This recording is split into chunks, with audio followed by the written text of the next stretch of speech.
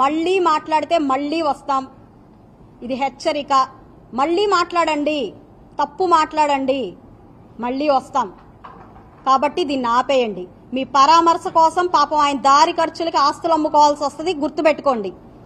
ఇది గనక రిపీట్ అయితే ఒక్కళ్ళం కాదు. ఈసారి ఒక మహిళని మీరు అవమానించినందుకు గుంటూరు మహిళ గల్లా మాధవి గుంటూరు మహిళలను వేసుకొని మిమ్మల్ని క్వశ్చన్ చేయడానికి వచ్చింది, గుర్తుపెట్టుకోండి. ఇదే మళ్ళీ మీరు పదే పదే గనక ప్రవోక్ చేస్తూ డైవర్స్ చేస్తూ మితిమీరిన వేషాలు గనక వేస్తే ఈరోజు గుంటూరు మహిళ కాదు, ఆంధ్ర మహిళ వస్తుంది బయటికి. మీరు అది గుర్తుపెట్టుకొని వ్యవహరించండి. మీ ఇంటికి పరామర్శకి వచ్చే వాళ్ళు ఆస్తులు అమ్ముకోవాలి అని ఆవిడ లైవ్ లో కూర్చుని మా కుటుంబ సభ్యుల్ని ఆవిడ హెచ్చరిస్తున్నారు. దీన్ని ఎలా చూడాలో నాకు అర్థం కావట్లా. అంటే మీరు ఇండైరెక్ట్ గా మళ్ళీ దాడి చేస్తాను అని చెప్పి మీరు హెచ్చరిస్తున్నారు మమ్మల్ని. మీరేమనుకుంటున్నారు? గల్లా మాధవి గారిని నేను సూటిగా అడుగుతున్నా, మీరు మొదటిసారిగా ఎమ్మెల్యేగా గెలిచారు. మీకింత అధికార అహంకారం పనికి రాదు.